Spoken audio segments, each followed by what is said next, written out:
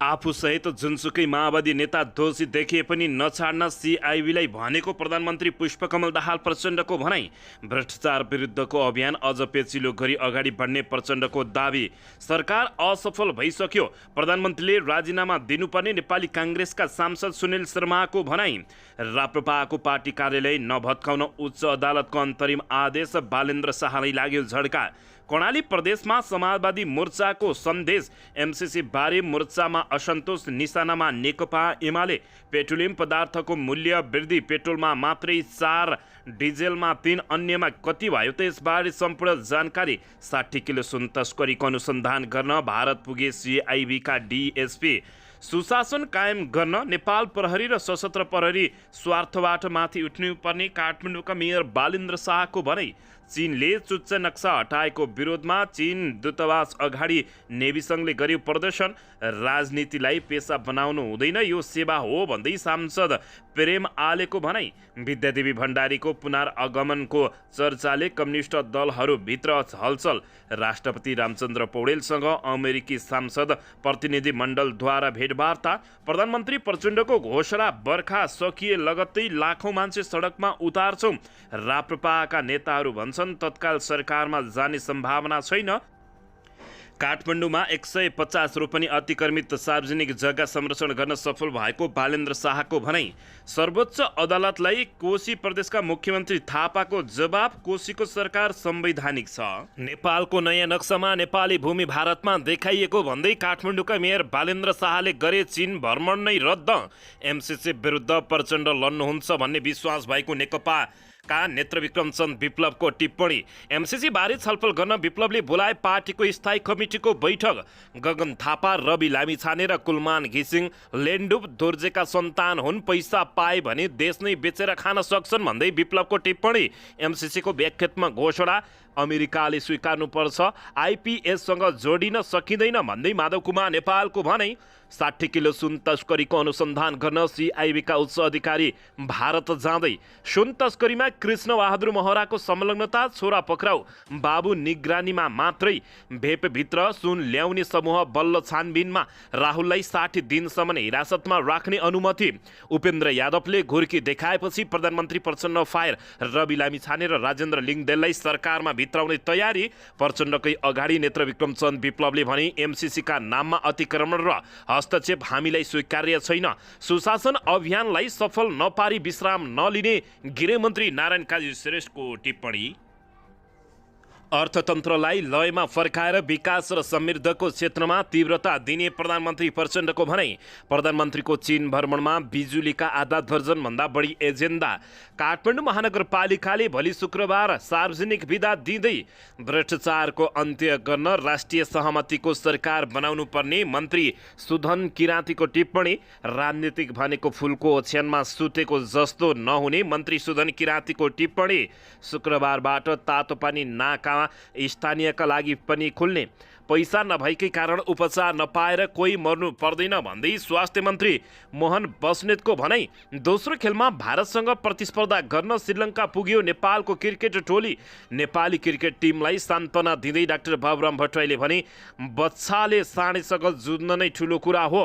जसपाले एक व्यक्ति एक पद र एक समितिको व्यवस्थापन लागू गर्ने। जनतासँग माओवादी अभियान प्रधानमन्त्री प्रचण्डले चन्द्रगिरीबाट सुरु गर्दै। राम्रो काम गर्दा गर्दै कसैले हटाउँदो रहेछ, म हेर्छु भन्दै प्रधानमन्त्री प्रचण्डको निकै कडा चेतावनी। डेङ्गु सङ्क्रमितको सङ्ख्या 21,000 भन्दा बढी नाग्यो। कतिको मृत्यु भयो त यसबारे पनि पुरै जानकारी। पर्वतमा पहिरोले घर पुर्दा 7 घर विस्थापित, कैयौँ भए बेपत्ता। र भारत विरुद्धको खेलमा राम्रो खेल्नेछौँ भन्दै मन्त्री दोसाईको टिप्पणी। बिक्रीका लागि महावीर पुनले राखी अन्तर्राष्ट्रिय पदक किन्नेलाई उपहार दिने गरी घोषणा। विस्तृत शान्ति सम्झौताको 17 वर्ष पुरा, न त न्याय न त परिपूरण। एमाले भित्र धाँजा परेको छ, जुनसुकै बेला विस्फोट हुने अवस्था आउने। प्रधानमन्त्री पुष्पकमल दाहाल प्रचण्डको टिप्पणी। अब हेर्नुहोस् पुरा समाचार।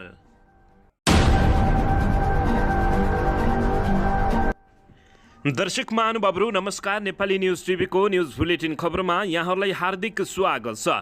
सदाझै आज पनि तपाईँहरूमाझ देश तथा विदेशका महत्त्वपूर्ण समाचार अपडेटका साथ उपस्थित भइसकेका छौँ। दर्शक महानुभावहरू, तपाईँहरूले हामीलाई कहाँदेखि हेर्दै हुनुहुन्छ नेपाल भए जिल्ला र ठाउँको नाम लेख्नुहोला। यदि विदेशमा हुनुहुन्छ भने आफू रहेको देशको नाम पनि लेख्न नभुल्नुहोला र हाम्रो च्यानल नेपाली न्युज टिभीलाई अहिलेसम्म पनि सब्सक्राइब गर्नुभएको छैन भने सब्सक्राइब गर्नुहोला, साथै सँगै रहेको बेल आइकनलाई दबाउन पनि नभुल्नुहोला। आउनुहोस् दर्शक महानुभावहरू, आजको पहिलो तथा विशेष खबरतर्फ लागौँ। दर्शकबिन नेकपा माओवादी केन्द्रका अध्यक्ष एवं प्रधानमन्त्री पुष्पकमल दाहाल प्रचण्डले बर्खा सिद्धिएपछि लाखौं जनतालाई सडकमा उतार्ने बताएका छन्। राष्ट्रियता, जनजीविका, समसामयिक न्यायको पक्षमा र भ्रष्टाचारको विपक्षमा जनतालाई उतारेर जगैदेखि हल्लाइदिने प्रचण्डले बताएका हुन्।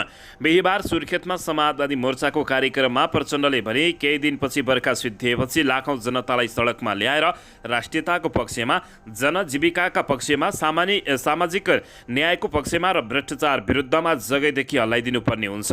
जनतालाई सडकमा नलाई सरकारले नै गर्देला र खाउला भन्नु भुल भएको प्रधानमन्त्री प्रचण्डले बताएका छन्।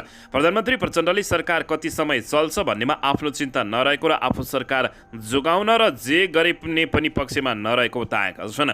मैले सरकारको नेतृत्व गर्दै गर्दा 15 दिन भए पनि ठिक छ, 1 महिना भए पनि ठिकै छ। राम्रो कामको सुरुवात गर्छु, राम्रो काम गर्दा गर्दै कसैले हटाउँदो रहेछ म पनि हेर्छु। नेपाली जनताले पनि हेर्दछ। उनले भने मलाई सरकार छोड्न गाह्रो पर्ने मान्छे पनि होइन म, उनले बताएका छन्। पछिल्लो समय भ्रष्टाचार विरुद्धको कारबाहीमा काङ्ग्रेस एमालेलाई लक्षित गरेको र माओवादीलाई जोगाएको भन्ने आरोपमा सत्यता नरहेको प्रधानमन्त्री प्रचण्डले बताएका छन्। आफ्नोलाई बचाउँछ, एमाले र काङ्ग्रेसलाई नेताहरूलाई मात्रै थुन्छ भन्ने आरोप ममाथि लाग्यो। त्यो सत्यता होइन। मैले त अनुसन्धान गर्दै जाँदा माओवादी त के परेको कुरा म आफै स्वयं प्रचण्ड नै मुछिए परि नछोड्नुहोस् भनेर सिआइबीलाई निर्देशन दिइसकेको प्रधानमन्त्री पुष्पकमल दाहाल प्रचण्डले बताएका छन्। यता सत्ता साझेदार दल नेपाली काङ्ग्रेसका सांसद डाक्टर सुनिल शर्माले सरकार असफल भएकाले अब प्रधानमन्त्रीले राजीनामा दिनुपर्ने बताएका छन्। काठमाडौँमा आयोजित निजी क्षेत्रको आवाज विषयक वृहत छलफल कार्यक्रमलाई सम्बोधन गर्दै सांसद सुनिल शर्माले सरकारले जनहितमा काम गर्न नसकेकाले प्रधानमन्त्री पुष्पकमल दाहाल प्रचण्डले कुर्सीमा बसिरहन उपयुक्त नहुने धारणा व्यक्त गरेका हुन्। अहिलेको राज्य सत्ता तस्करको संरक्षण बढेको दावी गर्दै सांसद सुनिल शर्माले तस्करको संरक्षणले सत्तामा बस्न नसुहाउने भएकाले नैतिकताका रूपमा प्रधानमन्त्री सहित मन्त्रीहरूले राजीनामा दिनुपर्ने बताएका छन्। उनले भने तस्करको संरक्षण अहिलेको राज्य सत्ता हो, 1 हो, 2 हो, 3 हो। सांसद सुनिल शर्माले भने तस्करहरूको संरक्षणको नाताले यिनीहरूले सत्तामा धेरै दिन बसिरहन सुहाउँदैन। नैतिक रूपमा पनि प्रधानमन्त्री प्रचण्ड सहित सबैले राजीनामा गर्नुपर्दछ। प्रधानमन्त्री दाहालले केही वर्षमा नेपालमा नर्सहरू पाउन गाह्रो पर्ने अवस्था रहेको अभिव्यक्ति दिएको विषयलाई लक्षित गर्दै सांसद शर्माले प्रधानमन्त्री दाहालकै कारणले देशमा नर्स नपाउने अवस्था सिर्जना भएको आरोप लगाएका छन्। प्रचण्डले आफ्नै कार्यकर्तालाई चिकित्सक शिक्षा आयोगमा पठाएर 78 वटा नर्सिङ कलेज बन्द गराएको भन्दै उनले आफै काम बिगार्ने र आफै पछुतो गराउनु काम लज्जास्पद भएको समेत उनले बताएका छन्। यसैबीच यता उच्च अदालत पाटनले राष्ट्रिय प्रजातन्त्र पार्टी राप्रपाको धुम्बराई स्थित केन्द्रीय पार्टी कार्यालय नभत्काउन काठमाडौँ महानगरपालिकालाई अन्तरिम आदेश दिएको छ। उच्च अदालत पाटनका न्यायाधीशद्वय सुभाष पौडेल र नारायण प्रसाद पौडेलको संयुक्त इजलासले रिट निवेदनको अन्तिम टुङ्गो नलागेसम्म निवेदकको जग्गामा निर्मित भवन नभत्काउन अन्तरिम आदेश दिएको राप्रपाका प्रवक्ता मोहन बहादुर कुमार सुरेशले जानकारी दिएका छन्। उनका अनुसार घर भत्काउने बारे एकजना जग्गा धनीलाई मात्र जानकारी गराएको भन्दै तत्काल घर नभत्काउन अन्तरिम आदेश दिएको हो। मिसिलमा संलग्न जग्गाधनी दर्ता प्रमाण पूर्जा कागजातबाट निवेदनमा उल्लेखित किता नम्बर 707 को जग्गा निवेदक प्रभात चापागाईको नाममा रहेको देखियो। काठमाडौँ महानगरपालिकाका प्राप्त सङ्कलन फाइल हेर्दा मिति 2080 साउन 10 मा भएको निर्णयमा किता नम्बर 214 को कल्याणी राज भण्डारीको जग्गामा बनेको भवनको सम्बन्धमा निर्णय भएको देखिएको छ। उच्च अदालत पाटनको आदेशमा यस्तो बताइएको छ। दर्शक महानुभावहरू, अन्ततः राप्रपाको पार्टी कार्यालय विद्युतीय प्रसारण लाइन मुनिको जग्गामा निर्माण गरिएको भन्दै काठमाडौँ महानगरपालिकाका मेयर बालेन्द्र शाह महानगरपालिकाले भत्काउने निर्णय गरेको थियो। महानगरले गत साउन 12 मा शुक्रबार राप्रपाको पार्टी कार्यालय सार्न 3 दिनको समयावधि दिँदै सूचना समेत जारी गरेको थियो। तर उक्त सूचनालाई राप्रपाले अटेर गरेको भन्दै महानगर प्रहरीको दल बल सहितको टोली साउन 15 मा डोजर लिएर हाँडी गाउँसम्म पुगेको थियो, तर राप्रपाका कार्यकर्ताले सडकमा गाडी तेर्साएर डोजर जान अवरोध सृजना गरेका थिए। यसैबीच राप्रपाको पार्टीको कार्यालय नभत्काउन उच्च अदालतले अन्तरिम आदेश दिएको छ। दर्शकबिन यसैबीच पेट्रोलियम पदार्थमा चरको मूल्य बढेर आएको छ। नेपाल आयल निगमले पेट्रोलियम पदार्थमा मूल्य वृद्धि गरेको छ। निगमले बिहिबार राति 12 बजेदेखि लागू हुने गरी पेट्रोलियम पदार्थको मूल्य वृद्धि गरेको हो। निगमका अनुसार हाल प्रति लिटर 179 रुपियाँ 50 पैसा रहेको पेट्रोलमा 4 रुपियाँ वृद्धि भएको छ। डिजल 167 रहेकोमा 3 रुपियाँ वृद्धि भएको बताइएको छ। निगमले एलपीजी ग्यासमा भारी वृद्धि गरेको छ भने प्रति सिलिन्डर ग्यासमा 235 रुपियाँ बढाएको छ। अब ग्यास प्रति सिलिन्डर 1895 रुपियाँ पर्ने बताइएको छ भने वृद्धि भएको मूल्य अनुसार बिहिबार राति 12 बजेपछि पेट्रोलियम पदार्थ पेट्रोल प्रति लिटर 182 र डिजेल 170 पर्ने निगमले जानकारी दिएको छ।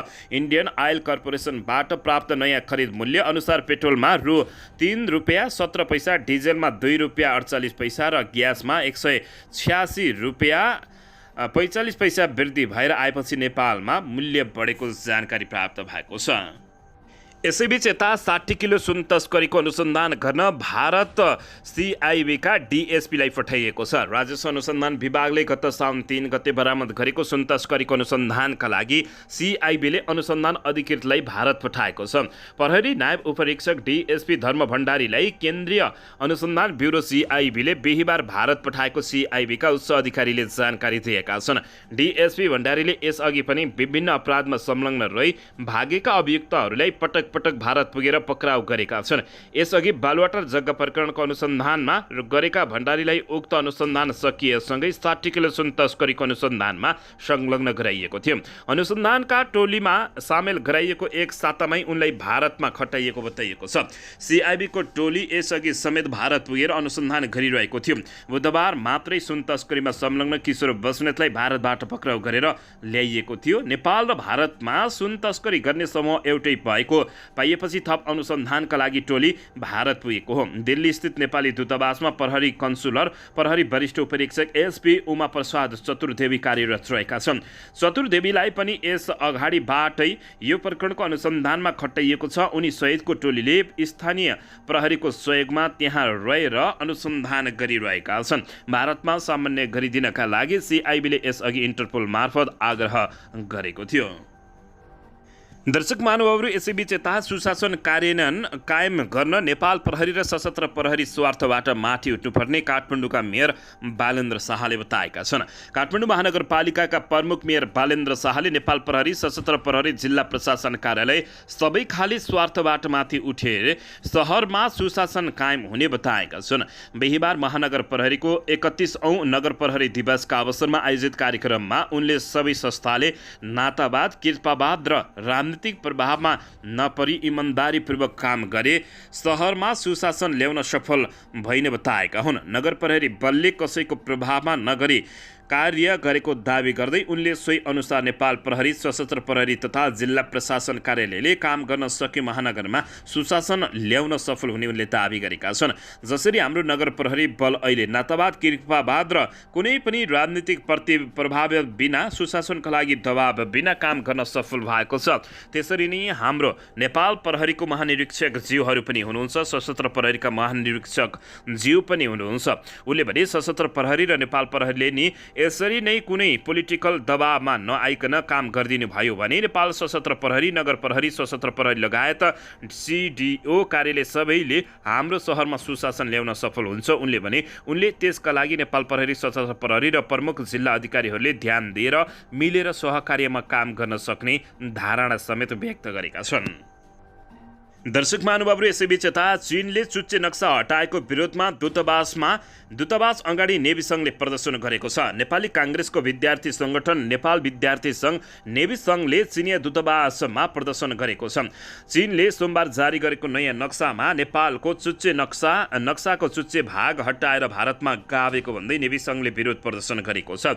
नेपालको नयाँ नक्सामा लिम्पुवाधुरा, कालापानी र लिपुलेक समेटिएको छ, तर चीनले आफ्नो नयाँ नक्सामा उक्त भूभागलाई भारतकै भाग पारेपछि यति बेला नेपालमा निकै आक्रोशित पोख्नेको भिड बढेको छ। नेभी सङ्घले विरोध प्रदर्शन गर्नु अघि दूतावासलाई कूटनीतिक नोट उपलब्ध गराएको थियो, तर त्यसको जवाब नआएपछि नक्सा संशोधन गर्न दबाब दिन प्रदर्शन गर्नु परेको नेभी सङ्घले जनाएको छ। सो क्रममा प्रहरीले विद्यार्थीहरूमाथि धरपकड समेत गरेको जानकारी प्राप्त भएको छ। यसैबीच यता नेकपा एकीकृत समाजवादी पार्टीका नेता एवं प्रतिनिधि सभा सदस्य प्रेम आलेले राजनीतिलाई पेसा बनाउन नहुने बताएका छन्।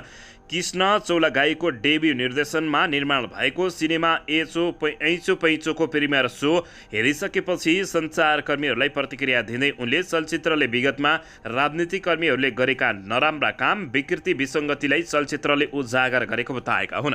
राजनीतिलाई पेसा गराउन हुँदैन भन्ने यस चलचित्रले सन्देश दिएको पाइएको उनले बताएका छन्।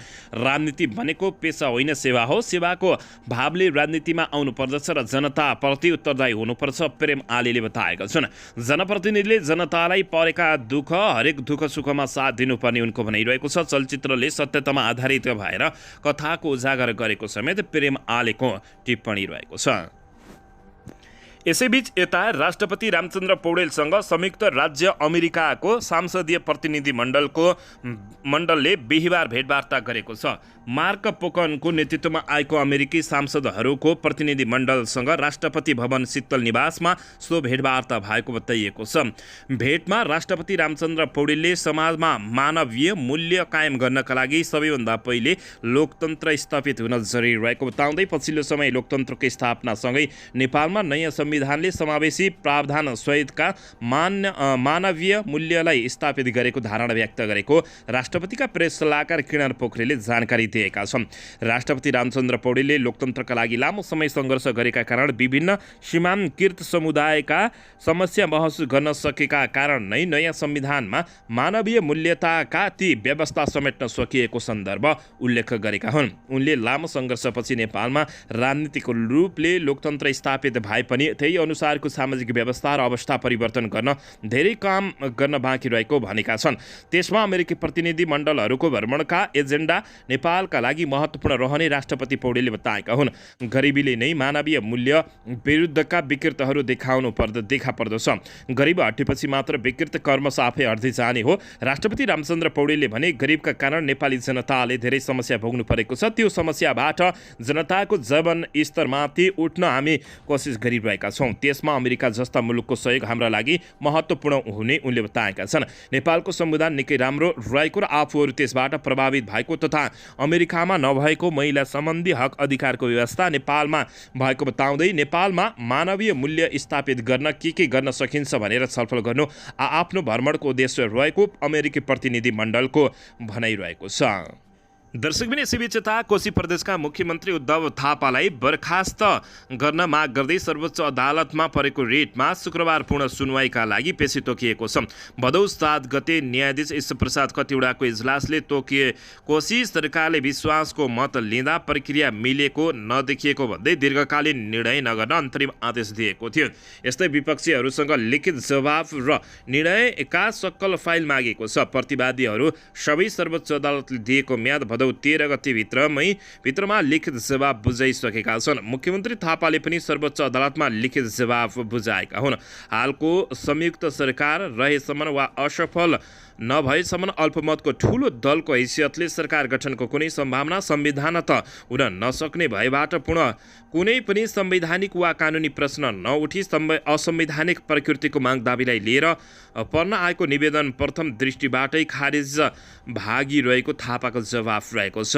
सभामुखले राजीनामा दिएको उपसभामुखले सभामुखको अनुपस्थितिमा सभाको अध्यक्षतामा गर्नुपर्ने संवैधानिक व्यवस्थालाई उल्लङ्घन गरी काठमाडौँ आएको अवस्था, सो अवस्थामा ज्येष्ठ सदस्यले समेत बैठकको अध्यक्षता गर्नुपर्ने संवैधानिक काम र कर्तव्य ननिभाई संवैधानिक अकर्मण्यता देखाई सामान्य संवैधानिक नैतिकता समेत नदेखाई सांसदलाई अनिर्णयको बन्दी बनाउन खोजेको जवाब थापाले सर्वोच्च अदालतलाई दिएका छन्। यसैबीच उनले सर्वोच्च अदालतलाई मुख्यमन्त्री थापाले जवाब दिँदै कोशीको सरकार संवैधानिक छ भन्दै बताएका हुन्। दर्शक महानुभावहरू, पछिल्लो समय नेपाल नेपालमा राजनीतिक दलहरूले निकै उडण्ड र विटण्ड मचाएका छन्। यसबारेमा तपाईँहरूले के भन्न चाहनुहुन्छ? आफ्नो सत्ता हत्याउनको लागि, आफ्ना मानिसहरू राख्नको लागि र भ्रष्टाचार गर्नको लागि पछिल्लो समय नेताहरू मरिहत्ते गरेको देखिन्छ। यसबारे पनि तपाईँहरूले कमेन्ट बक्समा गई प्रतिक्रिया दिन नभुल्नुहोला। काठमाडौँका मेयर बालेन्द्र शाहले चालेको कदमबारे तपाईँहरूले के भन्नुहुन्छ? प्रतिक्रिया दिन नभुल्नुहोला। दर्शकबिन, नेपाली भूभागलाई चीनले भारतको देखाएको भन्दै काठमाडौँ महानगरपालिकाका मेयर बालेन्द्र शाह बालेनले आउँदो सोमबारबाट हुन लागेको आफ्नो चीन भ्रमण रद्द गरेका छन्।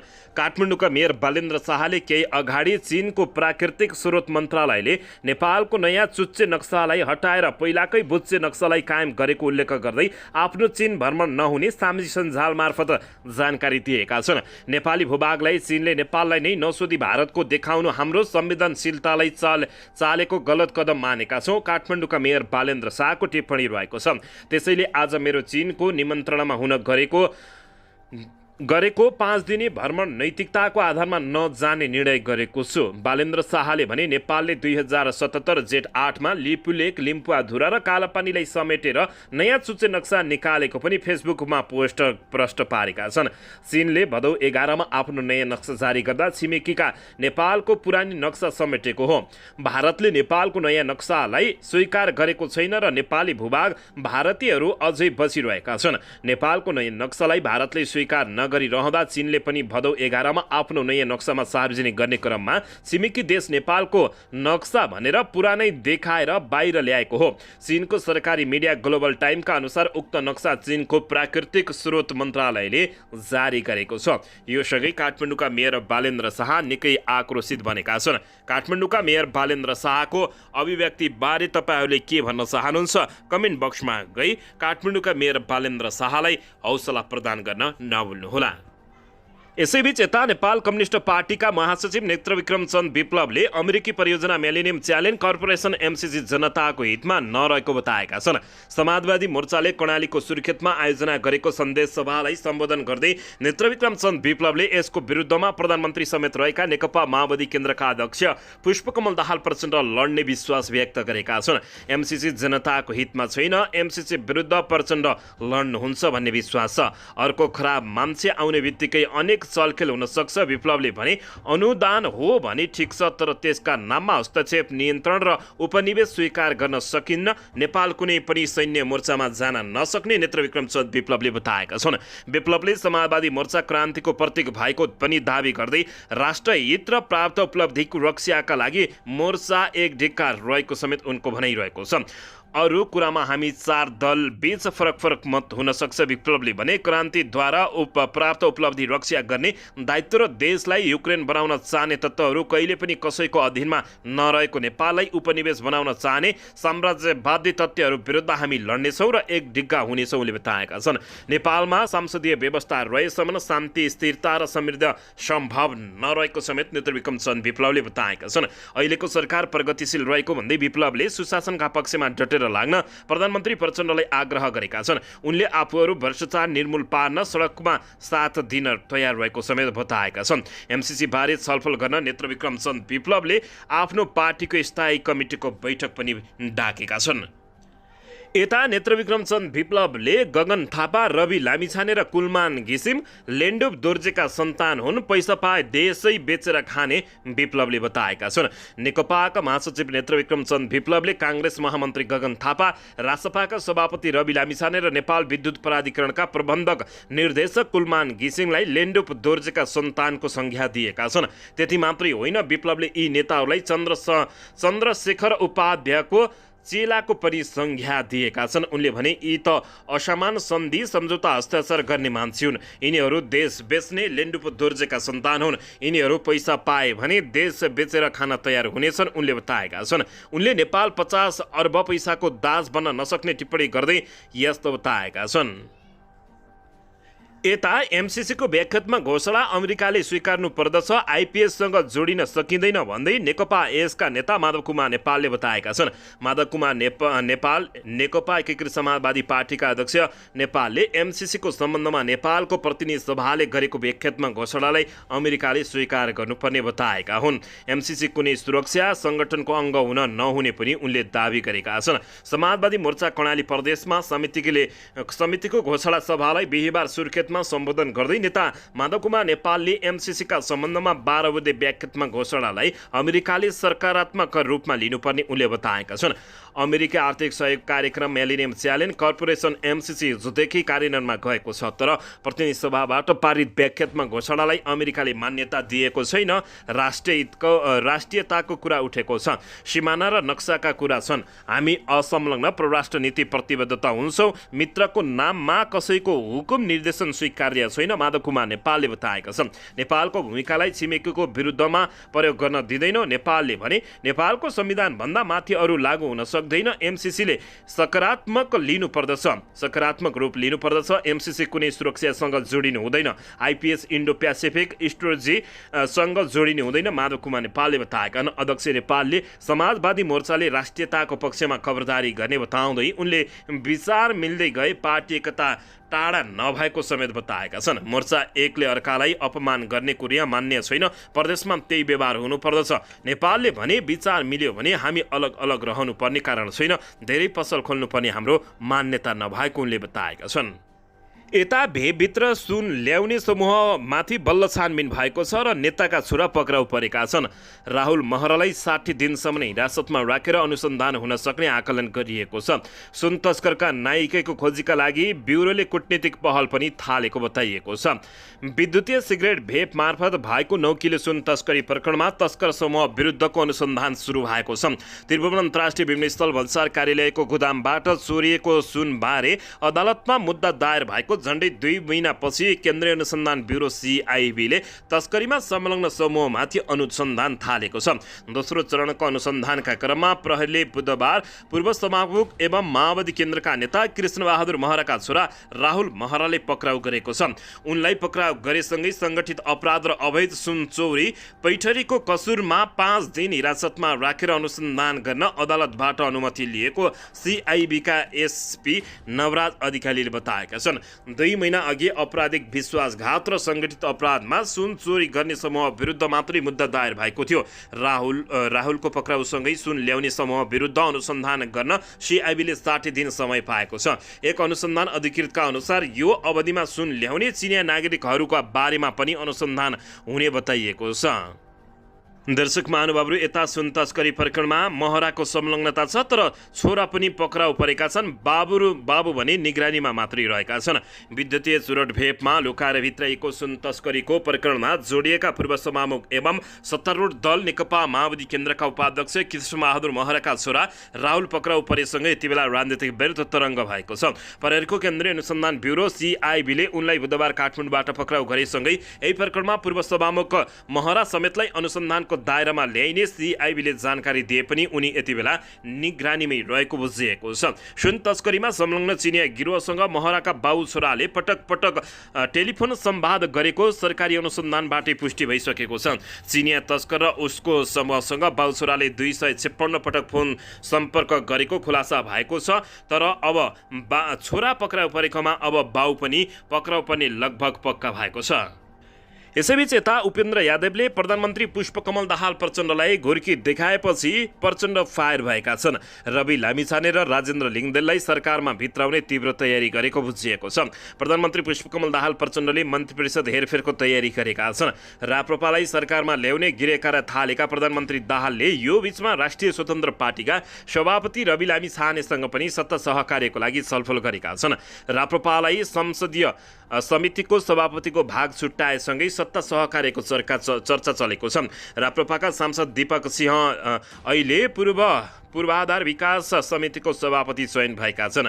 राप्रपाले कोशी प्रदेशको स्थायित्वको लागि भूमिका खेल्ने वचन दिएपछि संसदीय समितिको सभापतित्व दिइरहेको काङ्ग्रेस माओवादी नेताहरूको भनाइरहेको छ। यद्यपि राप्रपाका नेताहरूले भने समितिको सभापति भन्ने विषय राजनीतिक लेनदेनको विषय नभएको दावी गरेका छन्। प्रधानमन्त्री दाहाल र काङ्ग्रेस सभापति शेरबहादुर देउवाले भने राप्रपाका अध्यक्ष राजेन्द्र लिङदेललाई नै सरकारमा सहभागी हुन प्रस्ताव गरेका छन्। राजेन्द्र लिङदेल पुष 10 गतेको नेकपा एमाले माओवादी केन्द्रको गठबन्धन हुँदा उपप्रधान एवं ऊर्जा मन्त्री बनिसकेका छन्। प्रधानमन्त्री दाहालको नेतृत्वमा काम गरिसकेका राजेन्द्र लिङदेललाई पुनः सरकारमा ल्याउन प्रधानमन्त्री दाहालले पनि जोड गरेका छन्। यस्तो अवस्थामा माओवादी केन्द्रबाट हाल सरकारमा सहभागी मन्त्रीहरू नै त्याग गर्नुपर्ने देखिएको छ। सरकारको स्थायित्वको लागि प्रधानमन्त्री दाहालले पछिल्लो समय राप्रपा र राप्रपाका नेताहरूसँग छलफल गरिरहेका छन्। सत्ता गठबन्धनमा रहेको जनता समाजवादी पार्टीको सहकार्य तोडेर भए पनि प्रधानमन्त्री दाहालले राप्रपा र रासपालाई सरकारमा सहभागी गराउने मन बनाएका छन्। रासपाका सभापति रवि लामिछानेले पनि प्रचण्ड नेतृत्वको सरकारमा उपप्रधान एवं गृहमन्त्रीको रूपमा काम गरिसकेका छन्। गौर हत्याकाण्डको विषयमा पीडितसँग सरकारले 5 बुँदे सहमति गरेपछि जसपाका नेताहरू प्रधानमन्त्री पुष्पकमल दाहाल प्रचण्डसँग साशंकित बनेका छन्। उपेन्द्र यादवले त भेटेरै सहकार्य तोड्ने चेतावनी दिएका थिए। यादवले बारम्बार धम्काउन थालेपछि प्रधानमन्त्री प्रचण्डले पनि राप्रपा रासपासँग सहकार्यको मुड बनाएको बुझिएको छ। राप्रपा सरकारमा आउने करिब निश्चित भए पनि रासपाको सत्तारोहण भने यसै भन्न सकिने अवस्था नभएको माओवादी केन्द्रका जानकार नेताहरूले बताएका छन्। तर प्रधानमन्त्री दाहालले लामिछानेसँग छलफल गरेर सत्ता सहकार्यको विषय पनि छिट्टै टुङ्गो लगाउने भएका छन्। यही बीचमा रासपाका सभापति लामिछानेले प्रधानमन्त्री दाहालकी छोरी रहेकी भरतपुर महानगरपालिकाकी मेयर रेणु दाहालसँग पनि छलफल गरेका छन्। उनीहरूबीच विकास निर्माणको सवालमा सहकार्य गर्ने विषयमा छलफल भएको बताइए पनि सङ्घको सरकारमा सहकार्यको लागि रेणुले प्रस्ताव गरेको बुझिएको छ। यसैबीच यता उपप्रधान एवं गृहमन्त्री नारायण काजी श्रेष्ठले सरकारले थालेको सुशासनको अभियानलाई असफल गराउने दुष्प्रयास भइरहेको बताएका छन्। तर आफूले कुनै पनि हालतमा विश्राम नलिने उनले बताएका हुन्। बिहिबार नेपाल प्रवातरण सङ्घको 33औं वार्षिक साधारण सभालाई सम्बोधन गर्दै मन्त्री नारायण काजी श्रेष्ठले सरकारको सुशासनको अभियानलाई असफल बनाउने दुष्प्रयास भइरहेको बताएका छन्।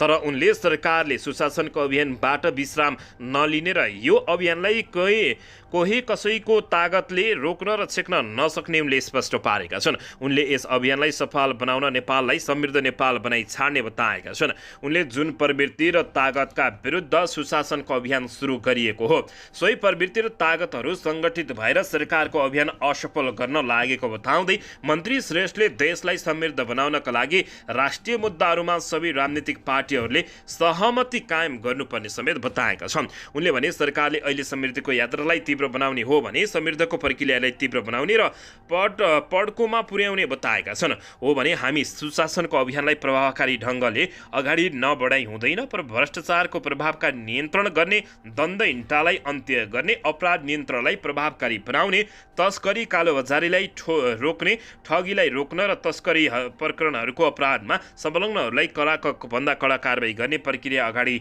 बढेर मात्रै यो देशमा सुशासन स्थापित गर्न सक्ने गृहमन्त्री श्रेष्ठले बताएका छन्। गृहमन्त्री नारायण काजी श्रेष्ठले पर्यटन क्षेत्रलाई देशको विकासको आधार मानेर अगाडि बढाउनु पर्नेमा जोड दिएका छन्। उनले पर्यटन क्षेत्र विकासका निमित्त सरकारले ध्यान पुर्याउने समेत दावी गरेका हुन्। यसैबीच यता प्रधानमन्त्री पुष्पकमल दाहाल प्रचण्डले अर्थतन्त्रलाई लयमा फर्काएर विकास र समृद्धको क्षेत्रमा तीव्रता दिने सङ्कल्प व्यक्त गरेको बताएका छन्। गाई जात्रा तथा जनै पूर्णिमा रक्षाबन्धनको अवसरमा शुभकामना दिँदै उनले नेपाल भिन्न जात जाति भाषा भाषी सभ्यता र संस्कृतिको सङ्गम रहेको रूपमा धार्मिक सहिष्णुता, सामाजिक सद्भाव र एकता सहित अक्षुण्ण एवं सार्वभौम राष्ट्रका रूपमा रहिआएको उल्लेख गरेका छन्। जाति, भाषा र पर्वहरूको विविधताले सभ्यता र संस्कृतिमा नेपालको वैभवशाली गौरव प्रमाणित गर्दछ। यो हामी सबै नेपालीहरूका निमित्त ऐतिहासिक पहिचान र आत्मसम्मानको विषय हो। शुभकामना सन्देशमा प्रधानमन्त्री पुष्पकमल दाहाल प्रचण्डले बताएका छन्। वर्तमान सरकार सामाजिक न्याय, सुशासन र समृद्धिको लक्ष्यसहित मुलुकमा विद्यमान विकृति, विसङ्गति, भ्रष्टाचार, व्यतीति अन्त्य गरी सुशासन कायम गर्ने व्यवस्थापनमा आएको गुणात्मक परिवर्तनका रूपमा जनताको दैनिक जीवन परिवर्तनमा ल्याउन तथा विभिन्न महामारी, विश्व भूराजनीतिक सङ्कट र हाम्रो आफ्नै व्यवस्थापकीय कार्यशैलीको सीमाका कारण अप्ठ्यारो परिस्थिति रहेको अर्थतन्त्रलाई लयमा फर्काउन र विकासलाई तीव्रता दिने सङ्कल्प रहेको प्रधानमन्त्री पुष्पकमल दाहाल प्रचण्डले बताएका छन्। यसैबीच यता प्रधानमन्त्री पुष्पकमल दाहाल प्रचण्डको चीन भ्रमणमा बिजुलीका आधा दर्जनभन्दा धेरै एजेन्डाहरू रहेको बुझिएको छ।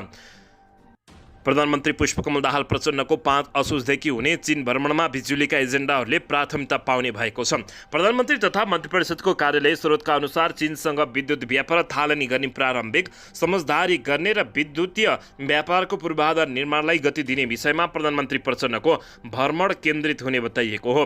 भारतले चिनिया लगानीकार र चिनिया ठेकेदारले काम गरेका आयोजनाको बिजुली निकालले चीनतर्फ पनि बिजुली व्यापारको बाटो खोल्न प्रधानमन्त्रीको भ्रमणका बेला तयारी गरिएको बुझिएको छ। जलविद्युतमा चिनिया लगानी र प्राविधिक नेपालका लागि अत्यावश्यक हो। यस्तो अवस्थामा भारतको अन्तर्देशीय विद्युत व्यापारको नीति चीनको लगानी र प्राविधिक रोक्नतर्फ बढी केन्द्रित भएपछि रणनीतिक रूपमा पनि चीनसँग विद्युत व्यापार हाल्नुपर्ने अवस्था देखिएको छ, प्रधानमन्त्री प्रचण्ड कार्यालय स्रोतले जानकारी दिएको छ।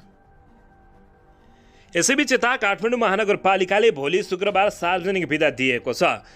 सापारू र रोपाई जात्राका अवसरमा भदौ 15 गते शुक्रबार महानगरपालिका क्षेत्रभित्र सार्वजनिक बिदा दिने निर्णय गरिएको हो। यसले गर्दा कतिपयमा अन्यल उत्पन्न भएको छ। महानगरपालिकाका क्षेत्रभित्र पर्ने सबै सरकारी कार्यालयमा बिदा हुन्छ कि हुँदैन भन्नेमा कतिपय अल्मलिएको पाइएको छ। महानगरका अनुसार सूचनामा आफ्नो क्षेत्रभित्र पर्ने भने पनि आफ्नो मातहत रहेका कार्यालयहरूमा मात्रै सार्वजनिक बिदा हुने स्पष्ट पारिएको छ।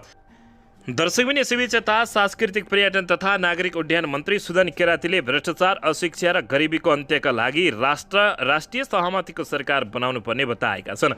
बिहिबार नेपाल प्रवातरणही सङ्घको 33औं वार्षिक साधारण सभालाई सम्बोधन गर्दै मन्त्री सुदन केरातीले देशको प्रमुख शत्रु भ्रष्टाचार, अशिक्षा र गरिबी भएको बताएका छन्।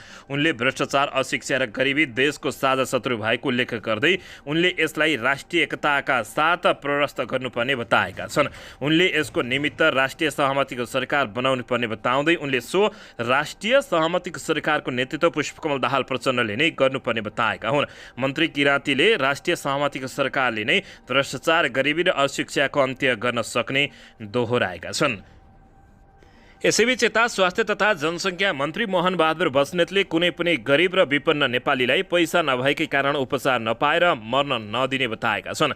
उनले बिहिबार नेपालगञ्ज स्थित भेरी अस्पतालको निरीक्षण गर्ने क्रममा देशका हरेक गरिब र विपन्नलाई पनि स्तरीय उपचार निशुल्क रूपमा उपलब्ध गराउन वर्तमान सरकारको प्रमुख प्राथमिकता रहेको बताएका हुन्। मन्त्री बस्नेतले भने नेपालको संविधानले गरेको व्यवस्था अनुसार विपन्न र दुर्गमका जनतालाई जसरी पनि जहाँबाट भए पनि बजेट र जनशक्तिको व्यवस्था गरेर सरकारले निशुल्क तथा राम्रो उपचारको व्यवस्था गर्नेछ।